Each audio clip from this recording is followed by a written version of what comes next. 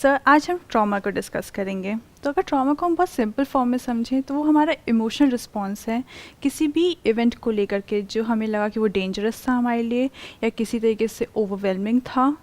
उन रिस्पॉन्सेस को हम ट्रॉमा कहते हैं। APA जो कि अमेरिकन साइकोलॉजिकल एसोसिएशन है, वो साइकोलॉजिकल टर्म्स में ट्रॉमा को इसी तरीके से डिफाइन करती है as your emotional response towards an event. अगर हम थोड़ा समझें ट्रॉमा को थोड़े एग्जाम्पल्स लेकर के, तो ट्रॉमा बड़ी बड़ी चीज़ों का भी हो सकता है, जैसे कि Wars, rape, accidents, natural disasters, और छोटी छोटी चीज़ों को भी लेकर हो सकता है, जैसे कि बुलिंग, या फिर आपके साथ हरासमेंट हुई है किसी चीज़ की, वर्क प्लेस पर हरासमेंट हुई है, सेक्शुअल हरासमेंट है, या फिर किसी भी तरीके से आपको डिस्क्रिमिनेट किया गया हो, ऐसी चीज़ों का भी ट्रॉमा होता है। अगर हम कैटेगरी वाइज ट्रॉमा को डिफ़ाइन करें तो अक्यूट ट्रॉमा होता है जो कि एक चीज़, कोई छोटी सी चीज़ आपके साथ हुई है या कोई एक सिंगल इवेंट, जैसे कि आप नेचुरल डिज़ास्टर में फंस गए और उस चीज़ को लेकर के आपका इमोशनल रिस्पॉन्स ट्रॉमेटिक था। या फिर क्रॉनिक ट्रॉमा जो कि आपके साथ होता चला आ रहा है, रेपिटेटिव है, प्रोलॉन्ग्ड है, लगातार, जैसे कि घर में लड़ाई झगड़े होते रहे ना, मे बी हेल्थ से रिलेटेड कुछ इश्यूज होना, हेल्थ से रिलेटेड, कुछ बिल्कुल प्रोलॉन्ग कोई या कोई क्रोनिक डिजीज होना, राइट? बिल्कुल, जिससे आपके बॉडी पे तो असर है ही, उससे कोप करने के लिए आपको मेंटली भी काफ़ी आप एग्जॉस्टेड रहते हैं। राइट। तीसरे तरीके का ट्रॉमा इज़ कॉम्प्लेक्स ट्रॉमा, जो कि इन सब का मिक्सचर हो सकता है। जैसे आपकी बाहर की ज़िंदगी में कुछ चल रहा है और घर पे भी कुछ चल रहा है, एक साथ बहुत सारी चीज़ें होना। एक बच्चे का अगर हम एग्जांपल लें तो वो बुली हो रहा है स्कूल में या किसी तरीके से हरास हो रहा है और घर में उसके माँ बाप झगड़ा करते हैं, तो ये भी काफ़ी ओवरवेलमिंग है। ये उस बच्चे के लिए उसका इमोशनल रिस्पॉन्स काफ़ी नेगेटिव उसमें जा सकता है, ट्रॉमेटिक एक्सपीरियंस है उसके लिए। ये दोनों ही उस चीज़ को हम कॉम्प्लेक्स ट्रॉमा में डालेंगे। इसके अलावा एक और टाइप होता है जिसे कहते हैं सेकेंडरी ट्रॉमा या विकेरियस ट्रॉमा। ये यूजुअली तब होता है जब आप किसी इंसान के लिए बहुत केयर करते हैं और वो इंसान किसी ट्रॉमा से गुजर रहा हो या गुजरा हो, तो आप भी गुजर सकते हैं। यूजुअली ये थेरेपिस्ट में भी देखा जाता है या उन लोगों में जो बिल्कुल अपने लव्ड वंस के क्लोज है, जैसे कि हस्बैंड वाइफ में हो सकता है, पेरेंट्स को हो सकता है, अपने बच्चों को ऐसे देख करके। और इसकी एक खास बात ये है कि इसके सिम्टम्स बिल्कुल PTSD को मिरर करते हैं। मतलब आपको खुद ये ट्रॉमा आपने एक्सपीरियंस नहीं किया, बट आपकी जो सिम्टम्स होंगे वो बिल्कुल PTSD को मिरर करेंगे। PTSD की आप एक बार फुल फॉर्म बता दीजिए। दैट जी, इज मैं पोस्ट वही traumatic. It is post traumatic stress disorder. वैसे तो एक रिस्पॉन्स होना बहुत नॉर्मल है, कोई भी ट्रॉमा से गुजरेगा। इनिशियली लोग शॉक या डिनाइल में होते हैं, फिर थोड़ी देर के बाद अगर थोड़ा लंबा चल गया तो हो सकता है कि उनकी तबीयत ख़राब हो जाए, या हो सकता है उन्हें काम करने में प्रॉब्लम आए, रिलेशनशिप्स में प्रॉब्लम आए, विड्रॉल हो, सब्सटेंस अब्यूज़ हो। ये भी एक हद तक नॉर्मल है, बट कुछ केसेस नहीं होते। जब बिल्कुल ही इंसान बेयर नहीं कर पाता, वो उस सिनेरियो में PTSD की तरफ जाता है। PTSD का बहुत सरल भाषा में समझें तो आप ये कह सकते हैं इसके सिम्टम्स होते हैं, आपको फ्लैशबैक्स आ सकते हैं, आपको नाइटमेयर्स आ सकते हैं, आप बिल्कुल कंसंट्रेट नहीं कर सकते, इरिटेटेड रह सकते हैं, सोशल विड्रॉल हो सकता है। और थोड़ा समझने का तरीका ये भी है कि ऐसे लोग उन जगह को, उन लोगों के साथ जिनसे वो ट्रॉमेटिक एक्सपीरियंस जुड़ा हुआ है, उसको अवॉइड करने की कोशिश करते हैं। तो अवॉइडेंस बिहेवियर भी बहुत ज़्यादा होता है। इसके अलावा कंसंट्रेट ना कर पाना, एंजाइटी होना, हाइपर विजिलेंट या हाइपर अराउजल में होना, यानी कि हमेशा एक सेंस ऑफ अलर्टनेस रहे कि कुछ हो सकता है, अब कुछ हो जाएगा, वो चीज़। फाइट और फ्लाइट रिस्पॉन्स हो गया बेसिकली। बिल्कुल।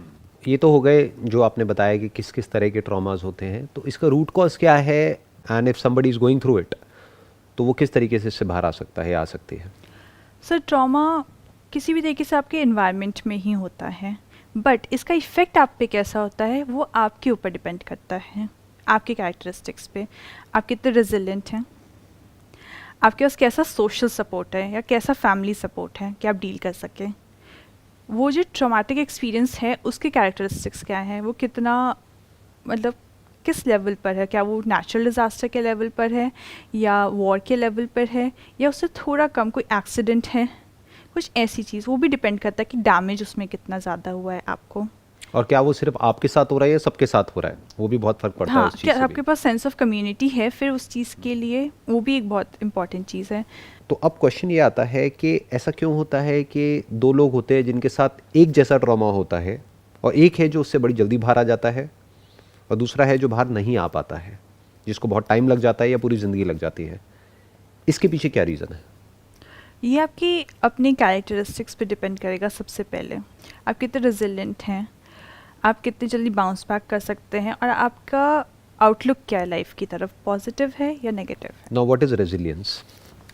अगर हम रेजिलियंस की बात करें तो ये पूरा एक टॉपिक है जो कि मैं चाहूँगी कवर अप करना। आज ही बट करते अगर हैं क्योंकि ये दोनों आपस में कनेक्टेड है। Because what you are saying is कि ट्रॉमा से जो इंसान रेजिलिएंट होता है वो ज़्यादा अच्छे से डील कर पाता है। So let's try to understand it here and now कि what exactly is resilience. Resilience basically आपका वो कैरेक्टरिस्टिक्स होता है जो आपको बाउंस बैक करने में हेल्प करता है। इसके लिए अगर हम छोटी सी चीज़ माने, फेलियर, कितने भी फेलियर्स हों आपकी लाइफ में, अगर आपका आउटलुक थोड़ा भी पॉजिटिव होपफुल है तो आप वापस कोशिश करोगे अपने आप को उस लेवल पे पहुंचाने की, या जहां पहुंचना चाहते हो अब नहीं पहुंच पा रहे। अगर आपका आउटलुक नेगेटिव है लाइफ की तरफ तो आप कोशिश नहीं करेंगे, फिर आप एक के बाद छोड़ देंगे या दो कोशिश के बाद छोड़ देंगे। तो बेसिकली रेजिलियंस को जब डिफाइन किया जाता है तो उसे बाउंस बैक एबिलिटी कहा जाता है। अब यहाँ पे एक बहुत बड़ी चीज़ समझने वाली है, वो ये है कि दो तरह के ट्रॉमास हैं। एक वो हैं जो कि सिंपल है, दूसरे हैं जो कॉम्प्लेक्स है। सिंपल हो गया कि जैसे फॉर एग्जांपल कोई इवेंट से रिलेटेड है और वो इवेंट सबके साथ में हुआ है, मान लो कोई नेचुरल डिजास्टर है, तो एक इंसान फिर भी अपने आप को बोल सकता है कि मैं अकेला नहीं हूँ, सबके साथ में हुआ। मानो अर्थक्वेक आया, बाढ़ आई, कुछ भी हुआ, तो वो कहेगा कि जो हुआ सबके साथ में हुआ, मेरे हाथ में कुछ भी नहीं था। बट जो कॉम्प्लेक्स ट्रॉमा है वो क्या है कि बहुत सारी चीज़ें आपस में कनेक्ट हो रही हैं। एक तरफ से जो आपने एग्जांपल दिया कि स्कूल में या कॉलेज में बुलिंग चल रही है, एक तरफ से घर में भी एटमॉस्फेयर खराब है, तीसरी तरफ से मान ले तो उसकी हेल्थ भी खराब है।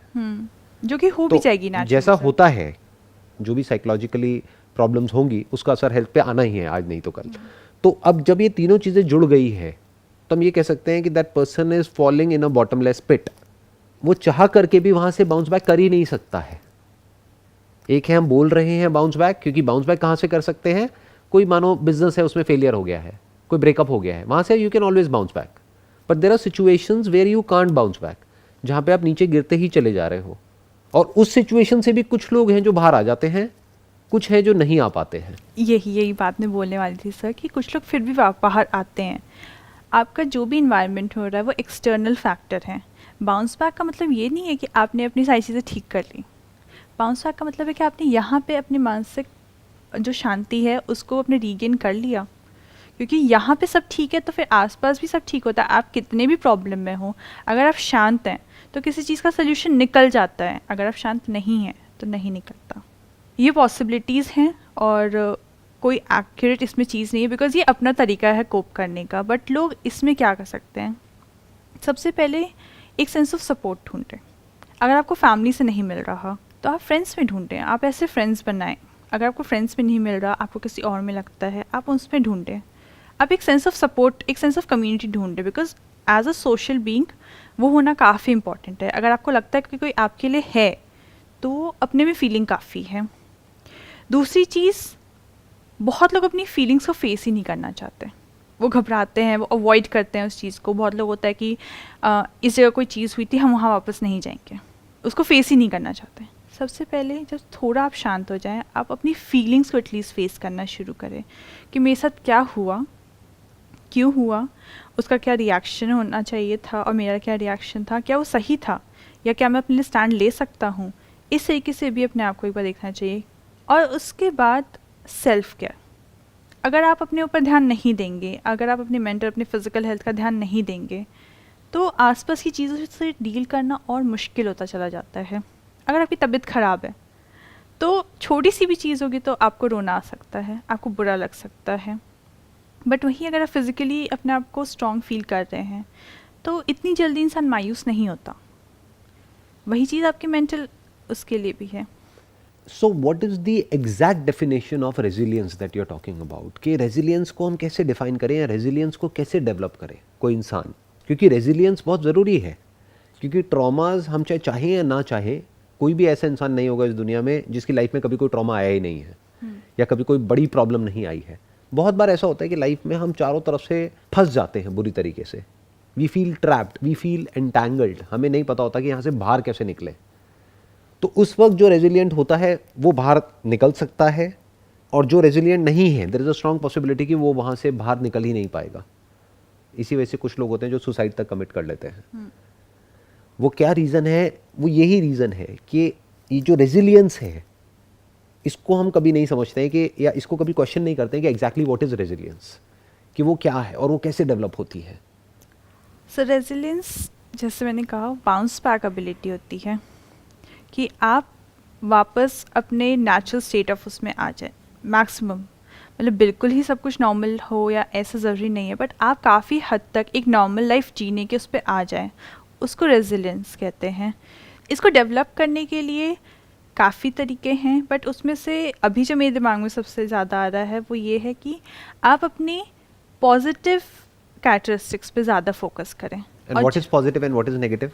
Positive are those which help you adapt to the environment. आप अपने एनवायरनमेंट के साथ अडेप्ट कर सकते हैं।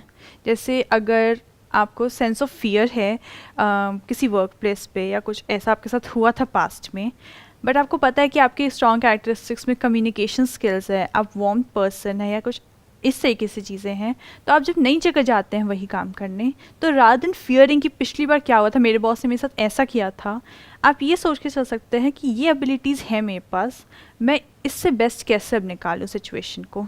आई understand what you are saying, but अगर मेरे पर्सपेक्टिव से आप देखेंगे रेजिलियंस क्या है और उसको कैसे डेवलप करना है, तो that is not the bounce back ability. Because क्या है कि एक इंसान मानो एक गड्ढे में गिर गया है, अब वो गड्ढा बहुत गहरा है, अगर तो गहरा नहीं है तब तो बाउंस बैक काम आ जाएगा वहाँ पे, क्योंकि वो कूदेगा, कोशिश करता रहेगा करता रहेगा करता रहेगा और बाहर आ जाएगा, या चीखेगा, चिल्लाएगा, हेल्प मांगेगा, किसी से सपोर्ट मांगेगा, कोई हो सकता है रस्सी फेंकेगा जो इंसान निकल रहा होगा और वो बाहर आ जाएगा। तो वहाँ तो वो काम करेगा बाउंस बैक एबिलिटी, अगर वो गड्ढा ज़्यादा गहरा नहीं है तो, यानी कि वो प्रॉब्लम अगर कॉम्प्लेक्स नहीं है तो। But if the problem is extremely complex, तब वहाँ पर वो एबिलिटी इतना काम नहीं आएगी, क्योंकि वो एक पैटर्न में घूमेगा, वो कोशिश करेगा उससे बाहर निकलने की, और जब वो बाहर नहीं निकल पाएगा तो फिर एक ऐसा पॉइंट आ जाएगा जहाँ पे वो कोशिश करना ही बंद कर देगा, and that's going to be a very dangerous situation to be in. So मेरे अकॉर्डिंग क्या है कि जो भी मेरा लाइफ का एक्सपीरियंस है या बिजनेस बैकग्राउंड है और है, उसके अकॉर्डिंग क्या है कि एक ऐसा पॉइंट आता है लाइफ में जहाँ पर जा कर के सारे दरवाजे बंद हो जाते हैं, जहाँ पर आप जा कर के चाहे कितनी भी कोशिश कर लो, आप कितना भी बाउंस बैक करने की कोशिश कर लो, आप कुछ भी कर लो, कुछ भी काम नहीं आता है। तो उस वक्त क्या करना है? उस वक्त एक छोटी सी बात को ध्यान में रखना है कि अभी भी ऑप्शंस बाकी है, there is always a way out. फिर वो रास्ता कहीं हमको नजर आएगा। But if we keep trying in the same way as we are trying, यानी इसको इस तरीके से देखो कि अगर कोई दलदल में गिर गया है, वो जितनी ज्यादा कोशिश करेगा उतना ज्यादा अंदर जाता चला जाएगा। कुछ सेकंड्स के लिए उसको रुकना होगा, अपने आसपास में देखना होगा, शायद उसको कहीं कुछ नजर आ जाए जिसको वो पकड़ करके बाहर निकल सके, उसको कोई रास्ता नजर आ जाए या कोई वे आउट नजर आ जाए। बट वो वे नजर आने के लिए उसको कोशिश करना बंद करना होगा और उसको आराम से देखना होगा अपने आसपास में, और बैक ऑफ द माइंड ये होना चाहिए कि सिचुएशन चाहे कैसी भी हो, कितनी भी कॉम्प्लेक्स हो, there is always a way out. तो आप अगर से कहें 2 वर्ड में, पेशेंस और होप होनी ज़रूरी है। आप होप वर्ड यहाँ पे यूज़ कर सकते हैं, but what I am saying is, अगर मैं उसको प्रॉपर्ली डिफाइन करूँ एक लाइन के अंदर ना, that is more of a solution oriented mindset. कि एक प्रॉब्लम है, मुझे नहीं पता है इसका सॉल्यूशन क्या है, या तो प्रॉब्लम सिंपल है या कॉम्प्लेक्स है। मान लो बहुत कॉम्प्लेक्स है और 50 लोगों से बात हो गई, किसी को सॉल्यूशन समझ नहीं आ रहा है, बट इसका मतलब ये नहीं है कि सॉल्यूशन नहीं है। हाँ, उस सॉल्यूशन तक मैं अभी पहुंचा नहीं हूं, मेरे को पता नहीं है कि वो सॉल्यूशन कहाँ है। जैसे अगर मैं आपको बिजनेस का एग्जांपल दूं, तो क्या होता है कि बहुत लोग मेरे को मिलते हैं जो अपने आइडिया को बताते हैं, अपना जो भी बिजनेस आइडिया होता है, और फिर क्या बोलते हैं कि सर किसी से डिस्कस मत करना आप। मैंने कहा उससे क्या हो जाएगा? क्योंकि मैं नहीं चाहता कि कोई इसको कॉपी कर ले। आप समझ रहे हो उनकी थिंकिंग क्या है? उनकी थिंकिंग ये है कि मैं दुनिया में पहला इंसान हूं जिसने इसके बारे में सोचा है। जबकि रियलिटी क्या है कि अगर आपके माइंड में कोई थॉट आ रहा है ना कि ये प्रॉब्लम है, इसका क्या सोल्यूशन होगा, आपको पता नहीं है उसका सोल्यूशन क्या है, बट दुनिया में है। आप पहले नहीं हो जिसको वो प्रॉब्लम आई है, बहुत लोगों को पहले भी आ चुकी है, अभी आ रही है, तो there is a strong possibility कि उसका सोल्यूशन पूरी दुनिया में कहीं ना कहीं एग्जिस्ट करता है, और मल्टीपल सॉल्यूशंस एग्जिस्ट करते हैं उस प्रॉब्लम के। बस हमें पता नहीं है, बट हम क्या एज्यूम कर लेते हैं कि सोल्यूशन ही नहीं है। फॉर एग्जाम्पल, ये जो ट्रॉमा है वो इतना बड़ा है जिसकी वजह से ये जो पोस्ट ट्रोमैटिक जो डिसऑर्डर है वो क्रोनिक हो गया, यानी कि वो चलता ही चला जा रहा है। कई महीने हो गए, कोई इंसान उससे बाहर नहीं आ पा रहा है और उस इंसान को बार बार सुसाइडल थॉट्स आ रहे हैं। अब वो कोशिश कर रहा है, that person is trying to bounce back, कि मैं वापस से ठीक हो जाऊं। जितनी वो कोशिश कर रहा है, एक आध दिन वो कोशिश काम आती है, उसके बाद में back to normal, back to square one.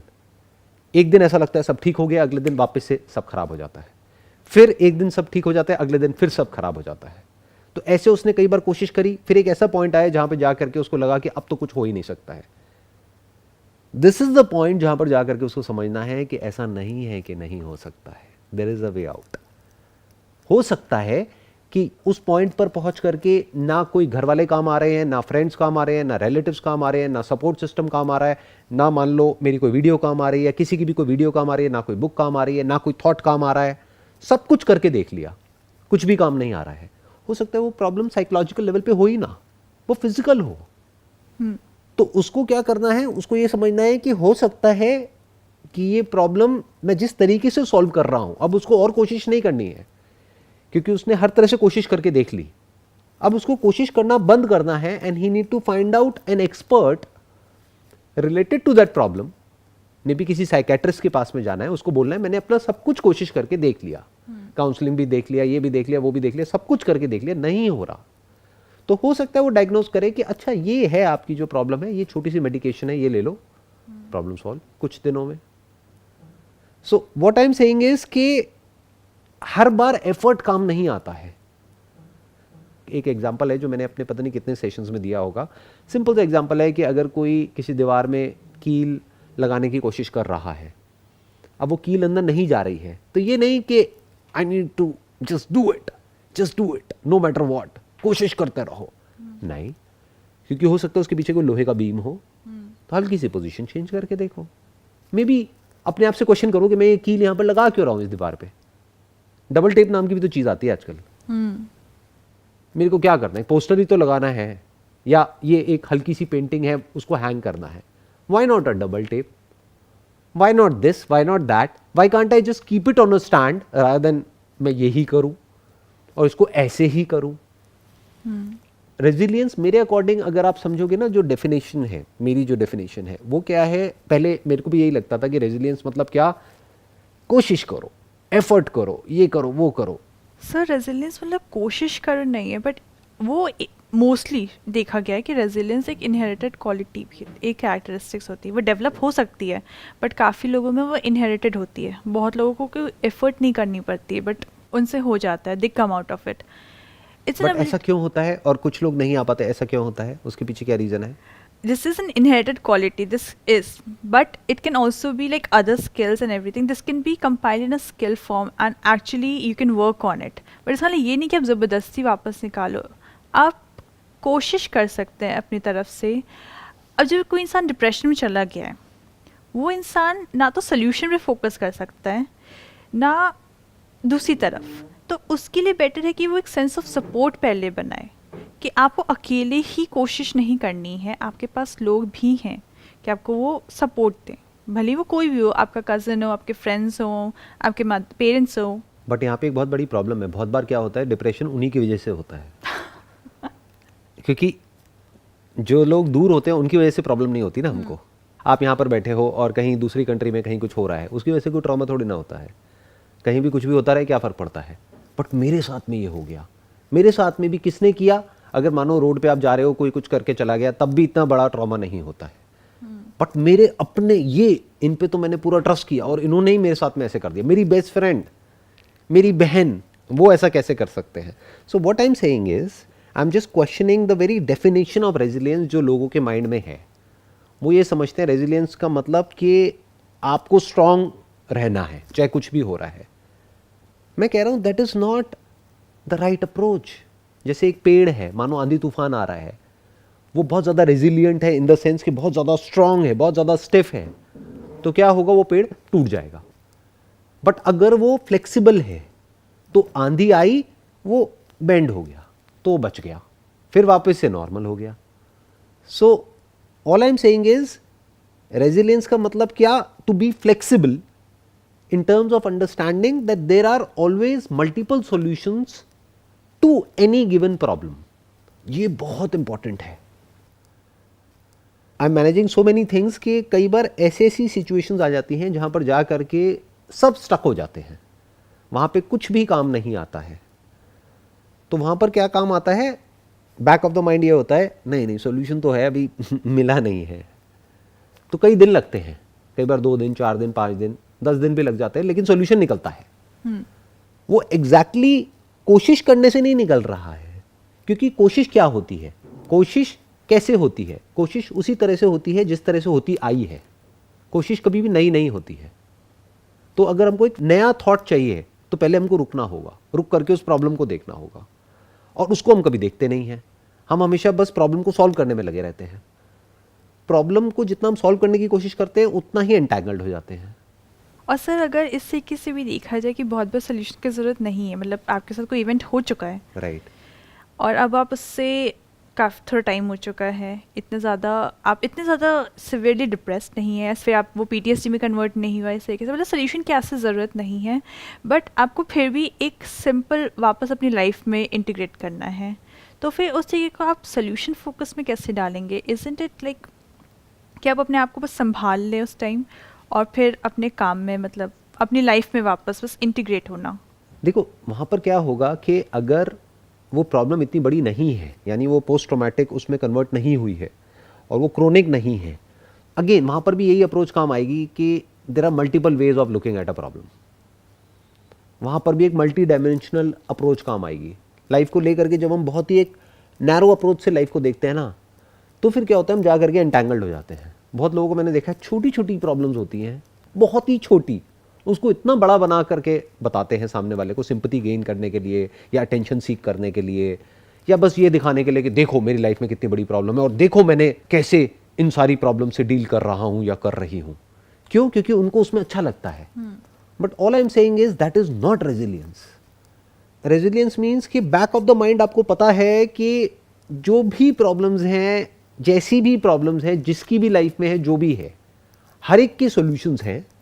सबको भी छोड़ो, अपनी लाइफ में जो भी प्रॉब्लम्स हैं, जिस भी लेवल की है, हर चीज़ का सॉल्यूशन है. लेकिन अगर अभी भी वो प्रॉब्लम है हमारी लाइफ में, तो दैट मीन्स कि I don't actually understand the problem, I don't actually understand the root cause of the problem. मैं अभी वहाँ तक नहीं पहुँच पा रहा हूँ. ये एक बड़ी अलग अप्रोच है. यहाँ पे एफर्ट काम नहीं आता है.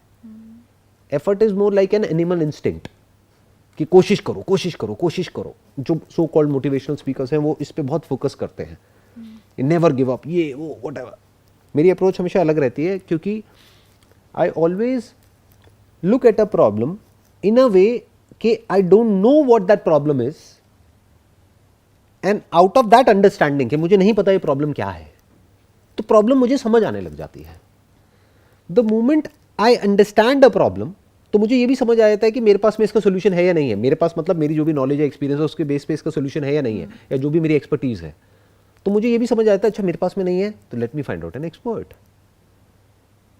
अब मुझे ये भी पता है कि ये जो पर्सन है ये एक्सपर्ट है या नहीं है इस पर्टिकुलर प्रॉब्लम के लिए, क्योंकि मेरे को प्रॉब्लम समझ आ चुकी है.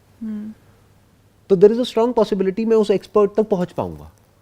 वो एक्सपर्ट फैमिली में भी हो सकता है, फ्रेंड सर्कल में भी हो सकता है, वो कहीं बाहर भी हो सकता है, वो कोई कंसल्टेंट भी हो सकता है, वो कोई डॉक्टर भी हो सकता है, कोई भी हो सकता है. बट पहले प्रॉब्लम तो समझ आए ना, प्रॉब्लम क्या है. So according to me, to come out of a trauma, first we need to understand what exactly is that problem. क्या वो इवेंट प्रॉब्लम है, या उस इवेंट को मैं जिस तरह से इंटरप्रेट कर रहा हूं वो प्रॉब्लम है, या फिर अभी एक्चुअल में मेरी लाइफ में कोई बहुत बड़ी प्रॉब्लम है जिसको मैं फेस ही नहीं करना चाहता हूं. मैं बस चाहता हूं कि वो प्रॉब्लम तो रहे लेकिन मेरे को कोई फर्क ना पड़े. ये एक बहुत कॉमन क्वेश्चन है. बहुत लोग मेरे से पूछते हैं कि सर एक बात बताओ कि अगर हमको कोई बहुत बुरा बोल रहा है, उल्टा सीधा बोल रहा है, या हमारे घर का जो एनवायरनमेंट है वो बहुत ही टॉक्सिक है, तो ऐसा कैसे हो कि हमारे ऊपर कोई असर ना हो. अब मैं क्या जवाब दूं?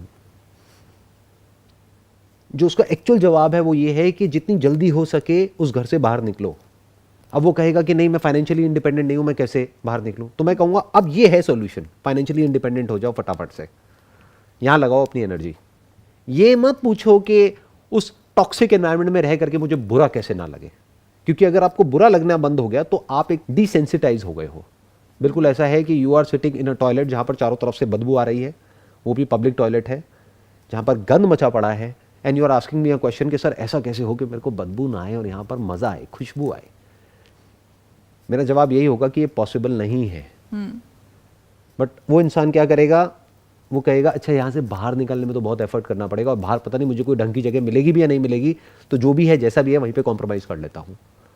ऑफिस का एटमॉस्फेयर खराब है, कोई बात नहीं, कॉम्प्रोमाइज़ कर लेता हूँ।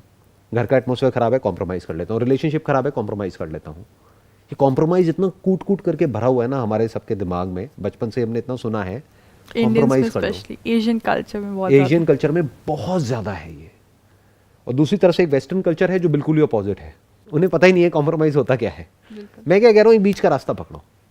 Don't compromise with a problem, any problem don't compromise with it. ये एटीट्यूड ही गलत है। उसकी वजह से क्या होगा, एक चलता है काइंड ऑफ एटीट्यूड आ जाएगा। जैसे यहाँ पे टिपिकली नहीं है कि यहाँ पे ये है लेकिन क्या हो गया, चलता है, क्या फ़र्क पड़ता है, सब चलता है। जिनको काम करना है वो नहीं कर रहे हैं लेकिन क्या फ़र्क पड़ता है, चलता है। तो ऐसे तो फिर चलने लायक ही काम हो जाएगा ना। तो मैं क्या कह रहा हूँ, बी प्रोएक्टिव। जैसी प्रॉब्लम नज़र आए सोल्यूशन निकालो, बी सोल्यूशन ओरिएंटेड। इसी वजह से मैंने बोला था कि पहले इंसान को वो फीलिंग्स, वो चीज़ें फेस करनी पड़ेंगी, वो प्रॉब्लम मतलब बैठ के सोचना पड़ेगा। एग्जैक्टली, या उसकी किसी से feelings डिस्कस भी। करना पड़ेगा, बेटर स्टिल। हाँ, आप मे डिस्कस बी कर सकते उसको हैं। उस वक्त किसी की हेल्प की या सपोर्ट की इतनी ज़रूरत नहीं है। क्योंकि क्या होता है, हम जब किसी से डिस्कस कर रहे होते हैं ना, हम एक्चुअल में उसको नहीं सुन रहे होते हैं। हाँ, हम डिस्कस करके अपने ही अंदर से कुछ निकालने की कोशिश कर रहे होते हैं। तो इसलिए कई बार एक कंसल्टेंट की या किसी थेरेपिस्ट की या किसी फ्रेंड की या काउंसलर की या किसी रिलेटिव की ज़रूरत होती है। तो ऐसे किसी पर्सन को ढूंढो। कई बार क्या होता है, you need to just bounce off ideas with somebody. It's like hitting a ball on the wall, कि आप उस पर हिट कर रहे हो, वापस आ रही है, आप कैच कर रहे हो, बट आपकी कैचिंग स्किल्स बेटर हो रही है। तो ऐसे ही आपको क्या करना है, कोई ऐसा पर्सन चाहिए, वो नहीं जो आपको बताए कि क्या करो या क्या ना करो। ये भी एक बहुत डीपर लेवल पे आप देखेंगे, आप समझ जाएंगे मैं क्या कह रहा हूँ, कि बहुत लोग क्या करते हैं, वो guidance, अथॉरिटेटिव पोजीशन में हाँ। आ जाएंगे। आप उनके पास जाओगे ना कि मेरी ये प्रॉब्लम है, अब बताओ मैं क्या करूँ। The moment you do that, सामने वाला एक अथॉरिटेटिव पोजीशन में आएगा, वो कहेगा अच्छा तू ये कर। अब अगर आप करोगे तो मरे, नहीं करोगे तो मरे। नहीं करोगे तो वो आपको सुनाएगा, वो कहेगा मैंने तुझे कहा था देख वो करना है, तूने नहीं किया ना, अब वो आपको गिल्टी फील करवाएगा। तो यू नीड अ पर्सन जिससे आप पहले ही क्लियर करो कि मैं तुम्हारे पास मदद मांगने के लिए नहीं आ रहा हूं, मैं तुम्हारे पास कुछ डिस्कस करने के लिए आ रहा हूं। Like a counsellor does. Like a counsellor does, कि मेरी लाइफ में एक प्रॉब्लम है, I want to just discuss it out. मुझे उसका सोल्यूशन नहीं चाहिए, please don't give me a solution. एक बार डिस्कस करते हैं, लेट्स सी कि वो प्रॉब्लम है क्या, आपका पर्सपेक्टिव क्या है उस प्रॉब्लम को लेकर के। Don't tell me what to do and what not to do. पहले ही उसको सामने वाले को क्लियर कर दो। अगर कोई ऐसा पर्सन है जो ज़बरदस्ती आपसे कुछ करवाना चाहता है, आपको बताना चाहता है, या वो ऐसी पोजीशन में है कि वो आपको डोमिनेट करेगा, तो ऐसे पर्सन के पास मत जाओ, वो और फंसा देगा आपको। वो आपको सीधा कहेगा अच्छा तेरी ये प्रॉब्लम है, तू वहाँ चला जाए, ये आदमी है वो झाड़ फूक करेगा, डॉक्टर का यहाँ पे कोई काम नहीं है, ये तेरे को झाड़ा लगवाना है। वो नहीं होता है वो जो मंत्र वंत्र पढ़ते हैं और ये वो वटेवर, वो कहेंगे भूत प्रेत का चक्कर है। अब अगर आपने वो किया तो फंसे, नहीं किया तो फंसे। सो all I am saying is, first understand what the problem is. Maybe the problem is confusion, you don't have clarity about a particular situation, which is very normal. तो लिख करके क्लियर करो या तो अपने माइंड को, that is part of resilience. या फिर किसी से डिस्कस करो प्रॉब्लम क्या है। जैसे अभी हम डिस्कस कर रहे हैं, we are discussing about a problem, what is that problem, trauma. उससे क्या निकल करके आया, रेजिलियंस। तो अब हम डिस्कस कर रहे हैं व्हाट इज रेजिलियंस। क्या रेजिलियंस सिर्फ ये है कि एफर्ट करना, या फिर रेजिलियंस ये है कि एफर्टलेस हो जाना। Because the moment you understand कि सोल्यूशन है, तो इसका मतलब क्या है, सिर्फ सोल्यूशन नहीं है, सोल्यूशंस है। आसान से आसान भी है, मुश्किल से मुश्किल भी है।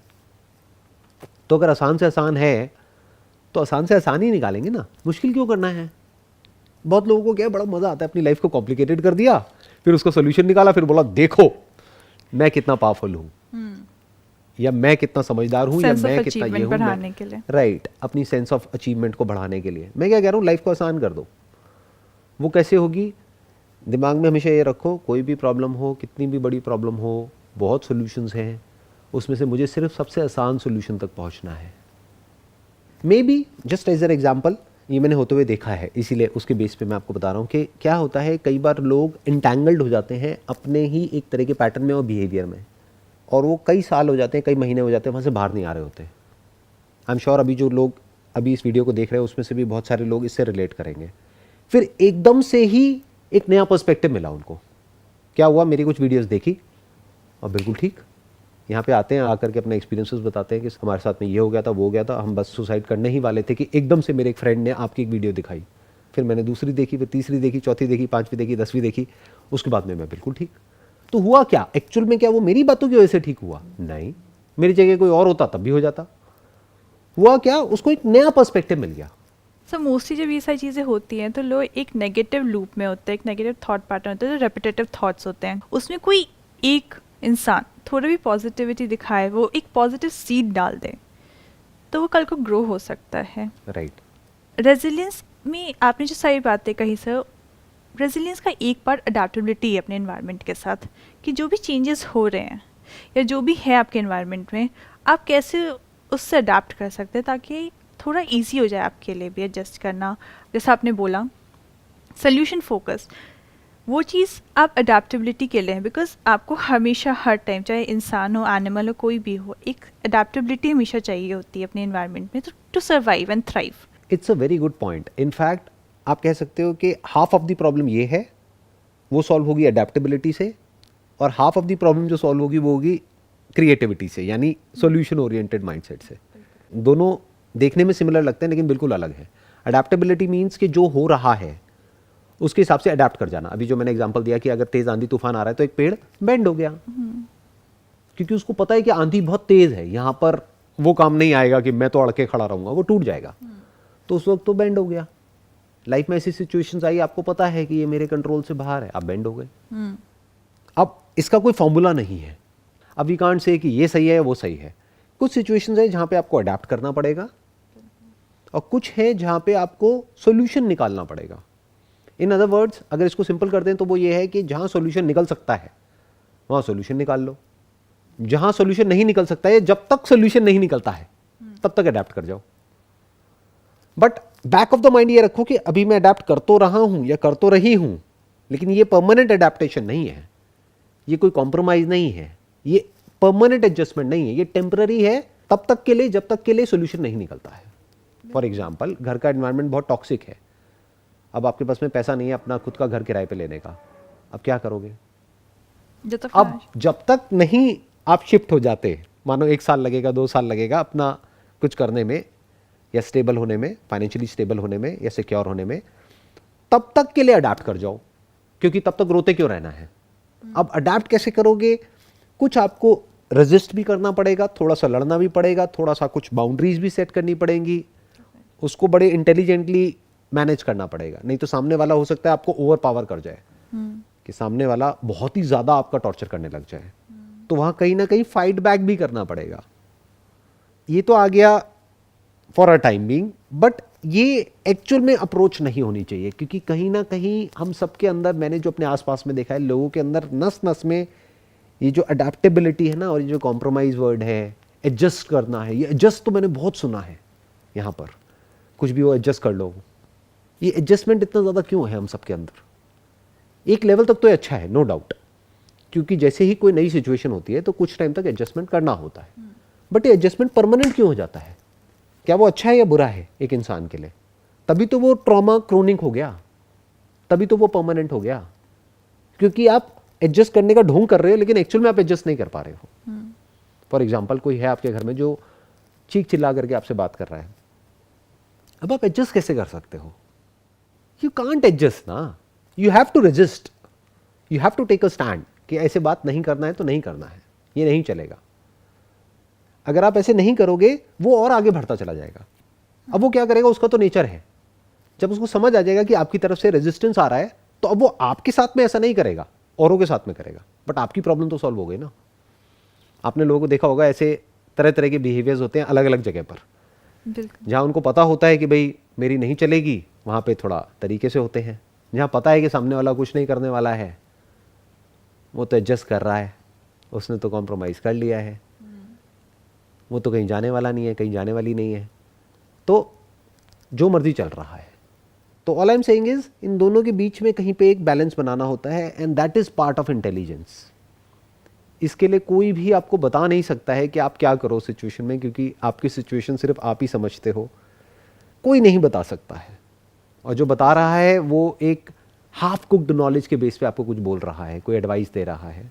आपको खुद ही समझना पड़ेगा कि अभी एग्जैक्टली मेरी लाइफ में क्या हो रहा है और उसके अकॉर्डिंग क्या सोल्यूशन निकालना है। What's your take on this? अभी तक जो भी कुछ मैंने कहा उसके बारे में। Sir intelligence plus emotional intelligence की भी बहुत ज़रूरत होती है इस चीज़ में। आप अपनी फीलिंग्स, अपने सामने वाले की इमोशंस, अपने इमोशंस को भी समझना इन सब में बहुत इंपॉर्टेंट हो जाता है। I think that is absolutely right, क्योंकि जिस चीज़ के साथ आप गुजर रहे हैं वो सिर्फ पर्टिकुलर सिचुएशन है, वो सिर्फ आपके साथ है। अगर वो किसी से पहले हुई भी थी तो अभी फ़िलहाल आपके साथ है, तो you are the best person जो समझ सकता है कि वो कैसे डील करना है। और अगर ऐसा लगता है कि आप नहीं कर पा रहे, आपने आसपास के भी लोगों से हेल्प ले करके, डिस्कस करके, सपोर्ट ले करके नहीं कर पा रहे हैं आप, जो सबसे लास्ट रिजॉर्ट होता है, उसमें भी इंसान को सबसे पहले अपनी पीस को बनाए रखने की कोशिश करनी ज़रूर चाहिए। बिकॉज ऐसी सिचुएशन में वो कोशिश ही ज़्यादातर रह जाती है, कंसिडरिंग आपको, अगर आप बिल्कुल ही, जैसे घर वाला एग्जांपल है, घर में बिल्कुल ही शांति भंग चल रही है, झगड़े चल रहे हैं, आपने लिए आपने बोल दिया, मान लीजिए आपने मना कर दिया कि आप मेरे से ऐसे बात नहीं कर सकते, बट वो इंसान दूसरे के साथ झगड़ा कर रहा है और उसमें आप कुछ कर भी नहीं सकते क्योंकि वो दूसरे के साथ कर रहा है। तो वैसी सिचुएशन में आप फिर अपने ऊपर सारा फोकस ले आते हैं कि मैं इस सिचुएशन से बाहर कैसे निकलूँ, मैं अपने आप को कैसे ग्रो करूँ, और मैं अपने आप को पॉजिटिव आउटलुक कैसे दूँ लाइफ में, या पॉजिटिविटी की तरफ कैसे जाऊँ, जो भी तरीका हो, जो भी सोल्यूशन हो उनके अकॉर्डिंग। इसके अलावा जब हम थोड़ी थेरेपी साइड पे जाते हैं तो एक चीज़ जो नॉर्मल लाइफ में भी इंक्लूड हो सकती है, विच इज़ स्ट्रेस इनोक्यूलेशन। जो इस सारे ट्रॉमा से और इनसे डील करने में, सोल्यूशन निकालने में आपको स्ट्रेस है, उस स्ट्रेस पे भी वर्क करना बहुत इम्पॉर्टेंट है। तो स्ट्रेस इनोक्यूलेशन बेसिकली एक CBT की टेक्निक है जिसमें पूरी बॉडी को रिलैक्स कैसे किया जाए वो सिखाया जाता है, with breathing techniques and everything. और PTSD जैसे कंडीशंस में जो कि एक्सट्रीम होते हैं, उसमें CBT ही काम करता है। अगेन CBT इज मोर, वही उसमें प्रॉब्लम आएगी कि बहुत लोग अफोर्ड नहीं कर सकते, नहीं 90% लोग उसका कुछ खास ऐसा नहीं है, मतलब ऑब्वियसली वो एक प्रोफेशनल हेल्प है, बट उसके तरीके जो अपना सकते हैं थोड़े से लोग, वो ये है कि rather than focusing on the negative thoughts, convert them into positive thoughts, या जो भी आप पॉजिटिव थाट्स बना सकते हैं और उसमें फोकस कीजिए। What I am saying is कि ये जो प्रॉब्लम है इसका सोल्यूशन पॉजिटिविटी नहीं है, इसका सोल्यूशन बाउंस बैक नहीं है, इसका जो सोल्यूशन है वो है इस फैक्ट को देखना, इस रियलिटी को देखना कि लाइफ में एक प्रॉब्लम के मल्टीपल सॉल्यूशंस होते हैं, जिसमें से कोई सॉल्यूशन होता है जो थोड़ा कॉम्प्लिकेटेड होता है या फिजिबल नहीं होता है डिपेंडिंग अपॉन आवर सिचुएशन, और कुछ सॉल्यूशंस होते हैं जो बिल्कुल परफेक्टली मैच हो जाते हैं उस पर्टिकुलर प्रॉब्लम के साथ में, लेकिन हमको पता नहीं है कि वो सॉल्यूशन है या नहीं है। तो अगर बैक ऑफ द माइंड बस इतना सा रहे कि हाँ ऐसा कहीं ना कहीं कोई सॉल्यूशन एग्जिस्ट करता है बट आई डोंट नो, तो there is a strong possibility कि हम वहां तक पहुंच जाएंगे। बट अगर किसी के दिमाग में है कि ये जो प्रॉब्लम है इसका सॉल्यूशन ये ही है, दैट इज अ ट्रैप, क्योंकि हम कभी भी उसको क्वेश्चन नहीं करते हैं। लोग दो एक्सट्रीम में जाते हैं, या तो वो बोलते हैं कि ये जो मेरी प्रॉब्लम है उसका ये सॉल्यूशन है, मुझे पता है, या वो बोलते हैं कि इस प्रॉब्लम का कोई सॉल्यूशन ही नहीं है। दोनों ही तो ट्रैप हैं। बिल्कुल। एक को हम पॉजिटिव बोलते हैं, एक को नेगेटिव। पॉजिटिविटी मतलब क्या कि ये जो सिचुएशन है इसको पॉजिटिव तरीके से देखो। दूसरा हो गया नेगेटिव कि इस प्रॉब्लम का कोई सॉल्यूशन ही नहीं है, मेरे साथ में ये हो रहा है, वो हो रहा है, व्हाटएवर, इसका कोई सॉल्यूशन नहीं है। मैं क्या कह रहा हूं, पॉजिटिव नेगेटिव दोनों को ही छोड़ दो, रियलिस्टिकली देखो कि वो प्रॉब्लम क्या है और आराम से समझो कि उसका सॉल्यूशन क्या है। हो सकता है वो सॉल्यूशन उससे बिल्कुल अलग हो जैसा भी लोग आपको बता रहे हैं, या जैसा आपको लग रहा है कि ये इसका सॉल्यूशन है, या आपको लग रहा है कि इसका कोई सॉल्यूशन नहीं है, और आपको मल्टीपल सॉल्यूशंस नजर आने लग जाए सिर्फ इस थॉट की वजह से, इस सोच की वजह से कि सॉल्यूशंस हैं, और फिर आपको एकदम से कुछ इंटरेस्टिंग नजर आए जो आपके आसपास ही था लेकिन पहले नजर नहीं आ रहा था, अब दिखने लग गया। So what's your take on this कि क्या ये प्रैक्टिकली कर पाना पॉसिबल है एक इंसान के लिए या नहीं है? बिल्कुल पॉसिबल है, काफ़ी लोगों ने किया है। आप काफ़ी फेमस है ये चीज़ कि एल्बर्ट आइंस्टाइन का भी ये था कि वो उस रूम में सोते समय अपने हाथ में बॉल रखते थे।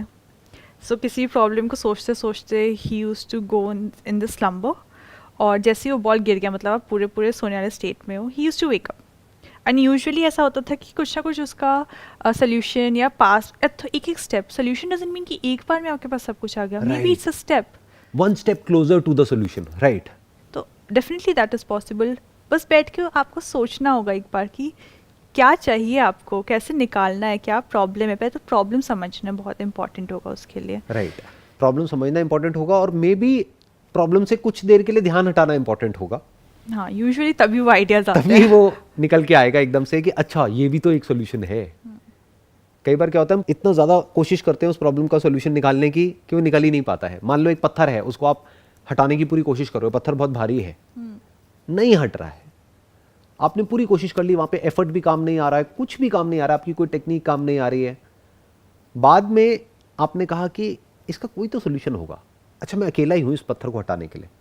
फिर आपने जाकर के गूगल किया, क्योंकि आज की डेट में तो हमारे पास गूगल है, पहले के ज़माने में गूगल नहीं था।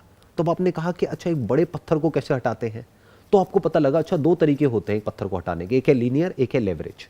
लेवरेज कहाँ से आया? लीवर से। मतलब एक बड़ा सा लीवर लो, पत्थर के नीचे लगाओ, हल्का सा प्रेशर लगाओ, पत्थर हट गया। आसान है ना।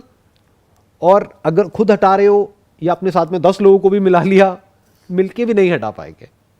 और एक लीवर अगर आपको मिल गया तो एक सेकंड में आपने उस पत्थर को हटा दिया।